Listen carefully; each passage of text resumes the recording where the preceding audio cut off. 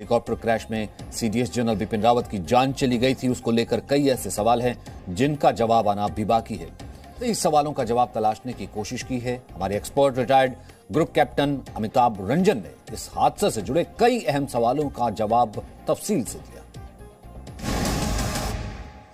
जब ये हेलीकॉप्टर रवाना हुआ और पहुंचने के थोड़ी देर पहले थोड़े लो क्लाउड्स उनको मिले, उस समय अगर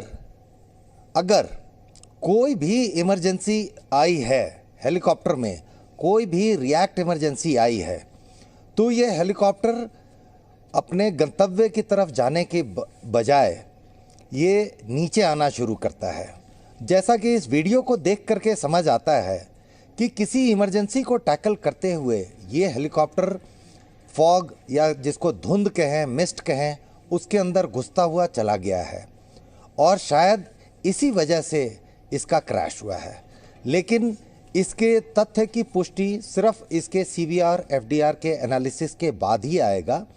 फिलहाल जो दिखता है उसके हिसाब से किसी इमरजेंसी से कंबाइंड है कि ये हेलीकॉप्टर उड़ता हुआ धुंध के अंदर घुस गया है, जो कि अदरवाइज कोई भी हेलीकॉप्टर अपने आप से, अपनी मर्जी से, क्रू की मर्जी से या पायलट की मर्जी से कभी भी ऐसे धुंध में पहाड़ियों के अंदर नहीं घुसता है।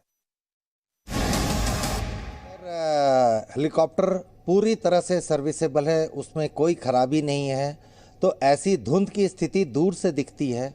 उसके आने के पहले कोई भी हेलीकॉप्टर या विमान मुड़ करके वापस जा सकता है। ये वैली थोड़ी सी नैरो है, लेकिन फिर भी दूर से ये दिख जाता है कि सामने धुंध है। अगर धुंध है तो हेलीकॉप्टर मुड़ करके हमेशा वापस जा सकता है।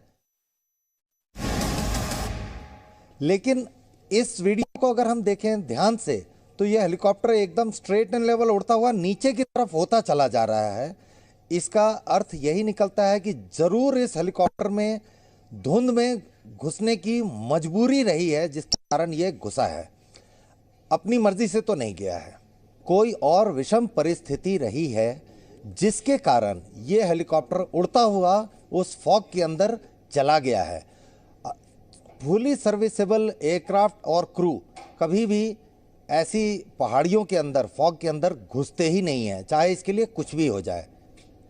तो ये अपनी मर्जी से उड़ करके फॉग के अंदर नहीं घुसा है, किसी और विषम परिस्थिति के कारण ये फॉग के अंदर घुसा है। ये मेरा आकलन है।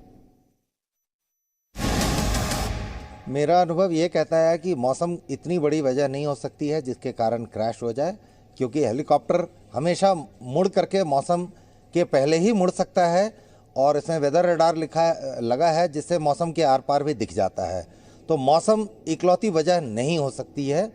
सिर्फ मौसम से क्रैशेस बहुत कम हुए हैं आज तक, और वो ऐसी ही स्थिति में होता है जबकि पीछे मुड़ने की कोई जगह नहीं है and you are committed, either it is do or die.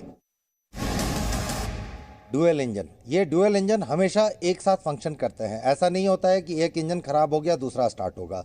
दोनों इंजन हमेशा एक साथ काम करते हैं। They are in assistance of each other. और कभी भी अगर एक इंजन में कोई तकलीफ आती है तो इसकी फ्यूल की लाइंस, इसके सिस्टम्स ऐसे डिज़ाइन किए गए हैं कि अगर फ्यूल का कंटामिनेशन भी हो जाए तो एक इंजन अगर बंद हो गया है तो दूसरा इंजन उसी समय बंद नहीं होगा।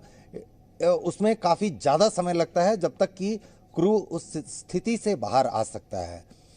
इसमें या तो कंट्रोल्स का कोई माल फंक्शन हुआ है या हाइड्रोलिक का माल फंक्शन हो सकता है, जिसके कारण ये हेलीकॉप्टर अपनी मर्जी के बगैर उड़ता हुआ उस धुंध के अंदर घुस करके क्रैश कर गया है।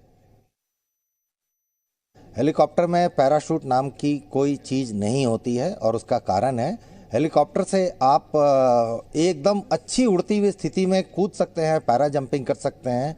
इमरजेंसी में आप हेलीकॉप्टर से पैराशूट के थ्रू नहीं कूद सकते हैं। उसका कारण है क्योंकि हेलीकॉप्टर आपके ऊपर ही आकर के गिरेगा, तो पैराशूट होता ही नहीं है। पहली बात, ये एक गलत फहमी है जिसको मैं दूर करना चाहूँगा। हेलीकॉप्टर अपने आप में एक पैराशूट होता है जो कि बिना किसी इंजन के उड़ता हुआ आराम से ज़मीन तक आ सकता है।